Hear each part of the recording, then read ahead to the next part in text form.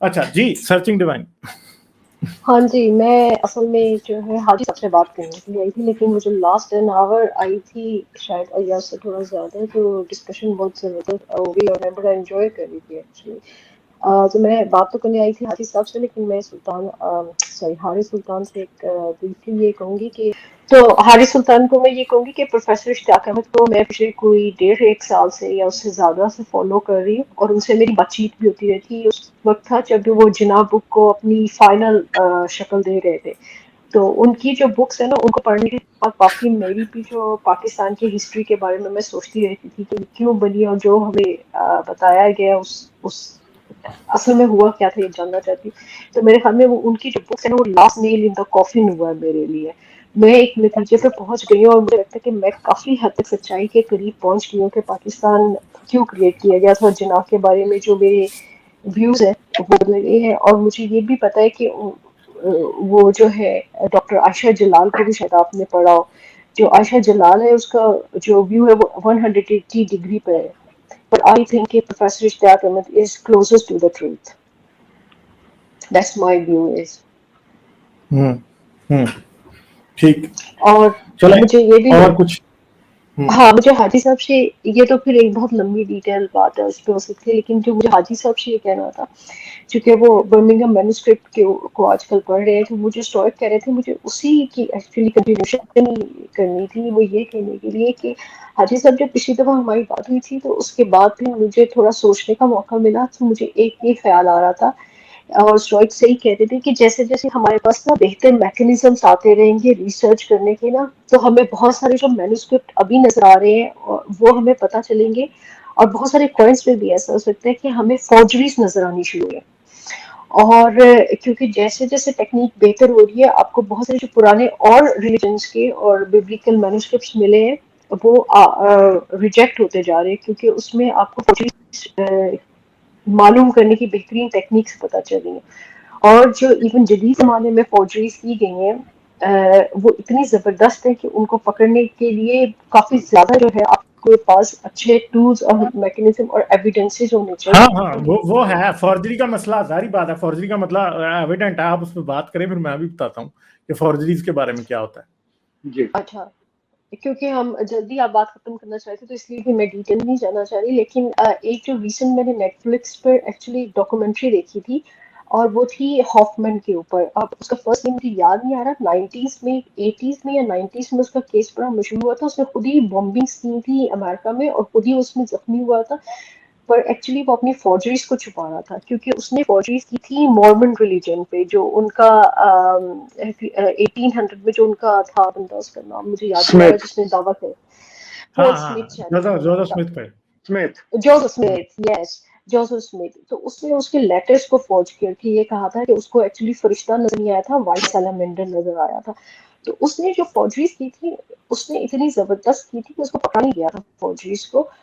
पकड़ा वो गया था किसी और वजह से, क्योंकि वो बॉम्बिक्स पे जब वो इन्वेस्टिगेशन कर रहे थे, तो वहां पे उसके घर से कुछ टूल्स मिले थे उन्हें, जिससे उन्हें शक हुआ कि ये शायद फॉर्जरी कर रहा था। फिर उन्होंने आगे का रिसर्च की। तो अब बहुत सारे जो स्कॉलर्स जिनको मैं फॉलो करती हूँ ट्विटर वगैरह पे, उनकी आपस में डिस्कशन हो रही होती है एकेडमिक्स की, और वो प्योर एकेडमिक्स है, तो उनकी भी डिस्कशंस पढ़ रही होती है, वो बड़ी दिलचस्प होती है, उससे आपको बहुत मालूमात मिलती है, क्योंकि वो एक दूसरे से बहस कर रहे होते हैं छोटे छोटे नुक्तों पे। तो उसमें एक बात सामने आ रही थी कि वो आपस में ये बहस रहे थे कि हम इतना काम इन मैन्युस्क्रिप्ट्स पे कर रहे हैं, स्पेशली बर्मिंघम मैन्युस्क्रिप्ट्स और दूसरे मैन्युस्क्रिप्ट्स पे, लेकिन अगर जैसे हमारी टेक्निक्स बेहतर होंगी और हमारे पास कोई नई तरीका आएगा, तो हम सबसे पहले ये देखेंगे कि मैन्युस्क्रिप्ट्स जो हैं ये कितने रियल हैं, क्योंकि इनमें से बहुत सारे मैन्युस्क्रिप्ट्स अभी पकड़े गए हैं, अभी रिसेंटली पकड़े गए हैं।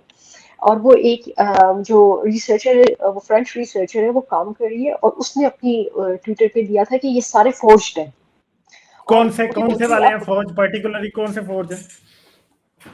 मुझे ना उसकी डिटेल याद नहीं रही है। मेरे ख्याल में मैंने आपको उसकी डिटेल ट्विटर पे आपको रीट्वीट की हुई है, अगर नहीं की तो मैं देख के फिर कर दूंगी। वो फ्रेंच है, उसका नाम है डॉक्टर यानी आप कह रही हैं कि बर्मिंघम फौज हो सकता है? नहीं नहीं, बर्मिंघम हो सकता है, maybe we will find out in the future, जैसे कि और बाकी मैन्युस्क्रिप्ट्स भी हैं। लेकिन मैं ये बिल्कुल नहीं कह रही कि वो फोर्ज्ड है, please don't take my word, क्योंकि मैंने नहीं, जो मगर एक रिसर्च की सिंपल ना। सी बात है ना, फॉर्जरी, इस फॉर्जरी का तरीका क्या होता है? इस फॉर्जरी का एक बड़ा सिंपल सा तरीका है। वो क्या होता है कि ये ढूंढते हैं कोई बड़ी इनसिग्निफिकेंट सी, इनको कोई मिल जाता है लेदर का टुकड़ा, ठीक है, जो कि पलिम्पसेस्ट कोई मिल जाएगा।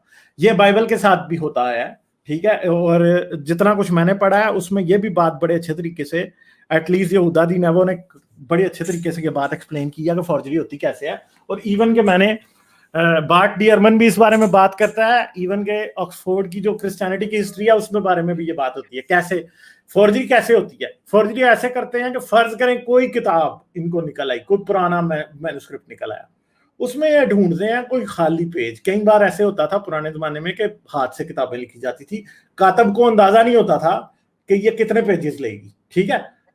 बुक के एंड पे पेजेस खाली बचे होते थे बहुत सी किताबों के। ये क्या करते हैं, वो एक पेज निकाल लेते हैं, उस पेज के ऊपर फिर एक्सपर्ट फोर्जर से बात होती है, ठीक है, वो करता है। मगर इसको फाइंड करने के भी बहुत तरीके हैं। जैसे कि अब जैसे अगर कोई कहे कि जी इस्लाम के टाइम का जो है वो मैन्युस्क्रिप्ट निकल आया मोहम्मद के टाइम का, मोहम्मद के टाइम के मैन्युस्क्रिप्ट की लैंग्वेज भी एक खास होनी चाहिए और फोर्जिंग करने वाला भी कोई बेवकूफ नहीं होना चाहिए। कैसे? सिंपल सी बात है कि मोहम्मद के टाइम का मैन्युस्क्रिप्ट कूफी स्क्रिप्ट का नहीं हो सकता, उस पर एराब नहीं हो सकते, उस पर नुक्ते नहीं हो सकते, वो हजाजी स्क्रिप्ट में होना चाहिए। फिर हजाजी भी अर्ली है, लेट है, अब ये और बातें हैं, ये फिर और क्वेश्चन मार्क्स हैं। अभी तक जितने मैन्युस्क्रिप्ट मिले हैं डेफिनेटली कोई ना कोई निकल सकता है ऐसा जो कि फेक होगा, मगर अगर फर्ज करें कि जितने मैन्युस्क्रिप्ट अभी तक निकले हैं इनमें से कोई फेक निकलता है तो बेसिकली उससे क्या ये साबित हो जाएगा कि ये फेक निकल आया, तो अब इस्लाम जो है वो उतना पुराना साबित हो गया जितना कि इस्लाम की ट्रेडिशनल हिस्ट्री क्लेम करती है। मेरे ख्याल में जितने भी मैन्युस्क्रिप्ट मिलते हैं अगर इनमें से 2-3 भी फेक साबित हो जाते हैं तो मेरे ख्याल है इस्लाम का केस मजीद कमजोर होगा, it will not be strengthened at all. तो इसलिए लॉजिकली फेक मैन्युस्क्रिप्ट अगर इनमें से कोई भी निकलता है, देखें अब बहुत से ऐसे हैं ना, जैसे मैं आपको बता सकता हूं कि टॉपिक कॉपी का जो है दैट इज फेक। कैसे फेक?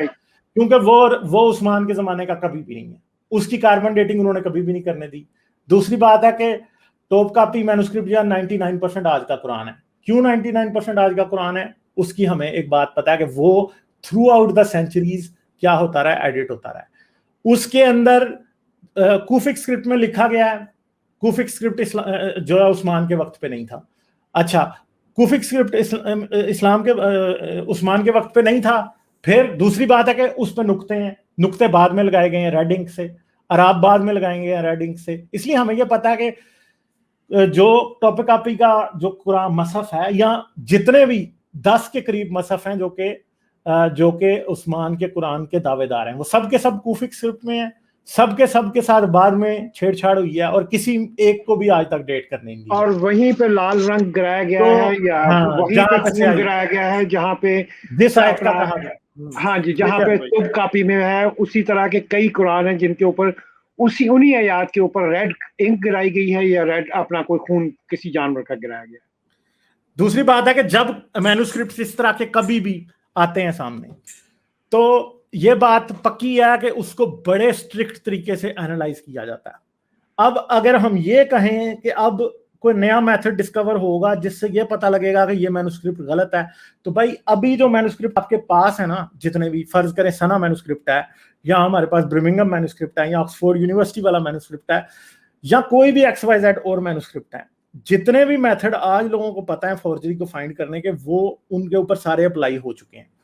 अब कल को कोई नया मेथड आता है जिसके बाद हमें ये पता लगता है कि ये फेक मैन्युस्क्रिप्ट है, तो फिर वो क्वेश्चन उस पे जाता है। अभी हम इससे अजम्पशन नहीं बना सकते कि जो जितना भी मैन्युस्क्रिप्ट से काम हुआ है उसको सिर्फ इस अजम्पशन पे डिस्कार्ड कर दिया जाए या डिस्क्रेडिट, उसे थोड़ा भी डिस्क्रेडिट किया जाए इस बेस पे कि कल को कोई और मेथड डिस्कवर होगा और वो ये बताएगा कि ये मैन्युस्क्रिप्ट भी झूठ है। तो मेरा ख्याल है कि where we are standing is a very strong logical position, a very strong archaeological position। उसके बाद अब अगली बातें क्या हैं, that is going to be something else। मैं स्टोइक की पोजीशन से इसलिए नहीं एग्री करता क्योंकि देखें, मैं ये समझता हूं कि आर्कियोलॉजी की methodology, I am sorry to say, मैं किसी को बिलिटल नहीं करना चाहता, आर्कियोलॉजी एक पूरी साइंस है, उसकी एक मेथडोलॉजी है और आर्कियोलॉजी ना तो सिर्फ कार्बन डेटिंग पे खड़ी है, ना मैन्युस्क्रिप्ट एविडेंस पे खड़ी है, ना न्यूमिज्मेटिक एविडेंस पे खड़ी है। ये सब का मजमूआ है और सब से कुछ ना कुछ आ रहा है। जो कुछ कहीं ना कहीं से आ रहा है, जब वो सारा एक जिगसॉ पजल की तरह आपस में फिट होता है, उस वक्त ही आर्कियोलॉजिस्ट या हिस्टोरियन एक ओपिनियन बनाते हैं। मुझे ये लग रहा है कि कुछ लोग ये समझ रहे हैं, या कुछ लोगों को का ये ओपिनियन है, या उनको ये अंडरस्टैंडिंग मिल रही है कि शायद आर्कियोलॉजी जो है वो इतनी एग्जैक्ट साइंस नहीं है। बट मैं आपको ये जरूर बताऊंगा कि अगर आपको लगता है कि आर्कियोलॉजी इतनी एग्जैक्ट साइंस नहीं है, तो प्लीज थोड़ा सा टाइम निकालें, इसके बारे में पढ़ने की कोशिश करें कि आर्कियोलॉजी हिस्ट्री को कैसे कंफर्म करती है। क्योंकि बेसिकली आज का हिस्टोरियन है वो हिस्ट्री को रीराइट करता है। रीराइट करने का मतलब ये है कि वो क्या करता है, वो आर्कियोलॉजी से एविडेंस लेता है, उसको वो वेरीफाई करता है, और वेरिफिकेशन के बाद उस पॉइंट पे जाता है जहां पे वो एग्जिस्ट करता है। ठीक है, ये बात है, सही है। अच्छा, दूसरी मतलब कि मैं वैसे एक मिसाल देने लगा हूँ, ये जो श्राउड था अपना जीसस क्राइस्ट का, जिसके ऊपर हाँ जी, वो मतलब आर्कियोलॉजी में जब वो साइंस में आया है और उसके ऊपर उन्होंने अपना कार्बन डेटिंग की और पता किया, तो वो पता चला कि वो तो 400-500 साल बाद की चादर है। हाँ, ठीक है ना। अब अच्छा, लेकिन मैं आपकी मतलब कि मैं वहीं पे चलूंगा, मैन्युस्क्रिप्ट की तरफ चलूंगा। तो जो बर्मिंघम का जो वो अपना वो सिर्फ मतलब कि बिल्कुल चंद एक आयतें हैं, ठीक है। वो भी मेरे ख्याल में कहानी जो है वो भी बाइबल की ही कहानी बयान करता है, क्या कहते हैं उसको, वन ऑफ इट। लेकिन मैं इसके ऊपर मैंने वादा किया था कि मैं बहुत जल्द इसके ऊपर मुकम्मल तौर पे आपसे मैं बात करूंगा। तो मैं पहले क्लू नहीं अपना चाह रहा हूँ कि ये आखिर में ये निकलना क्या है। हाँ जी, जब हम उसको उसकी फेस वैल्यू पे लेंगे कि आखिर वो आयतें कौन सी हैं जो उसके अंदर बर्मिंघम हैम के अपना उसके अंदर आई हैं। लेकिन इससे पहले कि हम बर्मिंघम का मतलब कि वो जो सॉरी टू इंटरप्ट यू, लेकिन मेरे ख्याल में ये कुछ हो रहा है माइक के साथ, लेकिन मेरे ख्याल में यहाँ पे बात हो चुकी है कि उसके अंदर 3 सूरतें हैं। हाँ, 18 से 20 है, सिर्फ 18 से 20। हमारी बात हो चुकी है, राइट। सो लेकिन इस मैन्युस्क्रिप्ट से जो ज्यादा इंटरेस्टिंग मैन्युस्क्रिप्ट है वो है सना मैन्युस्क्रिप्ट, ठीक है ना। वो एक्चुअली में आपको पूरी कहानी बताता है कि ये कुरान कैसे तैयार हो रहा है, किस तरह मतलब उसके अंदर अल्फाजों को डाला जा रहा है, किस तरह उसको उसका राइम और रिदम जो है वो उसको ठीक किया जा रहा है। हाँ जी, ये बड़ी लंबी अब वो है, और मेरा ख्याल है कि अब मतलब कि ऑलमोस्ट मेरे भी घर जाने का टाइम हो गया है, तो अगली को मतलब कि क्या नाम है इसका। लेकिन हमें इसके ऊपर ये पूरा का पूरा एक प्रोग्राम रखना पड़ेगा। लेकिन मुझे आप हाँ, वो अभी भाई हम करते हैं उसका ना। हाँ जी, 15-20 दिन दें मैं जरा, ताकि मैं सारी चीजें इसकी बाल की खाल निकाल लूं जरा बर्मिंघम की। और उसके बाद फिर चलते हैं। और आप भी जरूर रहिएगा, और आपने भी मेरी मदद करनी है, मतलब कि I don't know how to get in touch with you privately. अगर आप मुझे फेसबुक पे हाजी मस्त अली के नाम पे वो एक पेज है, अगर आप उस पर मुझे फ्रेंड रिक्वेस्ट भेजें और साथ में एक मैसेज भी कर दें कि आप कौन हैं, तो मैं आपको उसी वक्त कबूल कर लूंगा। क्योंकि मैं वैसे अपने डिसाइपल्स नहीं ले रहा हूँ एनीमोर, मैं सिर्फ दोस्त ले रहा हूँ। चलें, ठीक है। अच्छा, थैंक यू। ठीक है, मैं एग्री करती हूँ कि ये बहुत लंबा टॉपिक है और मैं भी थक चुकी हूँ, यहाँ भी बहुत टाइम हो गया। तो फिर कभी इसके ऊपर बाकी लगता है और दोबारा मुझे ना पिछली स्ट्रीम भी 6 घंटे हुई है, मुझे लगता है आज भी जाएगी, क्योंकि अभी नहीं, पता अब नहीं मुझे भी कितने लोग जाना है बैठे हुए हैं। ये देख लेकिन लें, फिर जब मैं आता हूँ तो बाहर आती है। देख तो लें आप, ठीक है, ये तो बाहर हाजी आपके आने साहब, से आई है। ब्रीफली हम फिर इस मौजू पे बात करेंगे, और क्योंकि इस पे आजकल मैं देख रही हूँ और इसलिए हम ज्यादा इसको डेप्थ में लेंगे, क्योंकि फौजरी जो है उसके ऊपर जो मैं बात करूँगी तो गालिब ने उसको किसी और डायरेक्शन में लेंगे, लेकिन बहरहाल फिर कभी बात होगी, ये बहुत देर हो गई है सबके लिए। और दूसरा मेरी आपसे कुछ और भी बहुत सारे सवालात है आम चीज़ों की जो सिर्फ मजहब से रिलेटेड नहीं है, बल्कि मजहब और सोशल लाइफ और उससे रिलेटेड है, सोसाइटी से, तो फिर उन पे कभी बात होगी। Sure, 100%. Okay, thank you. ठीक, चलें। You have a good night. Bye. Okay, good night.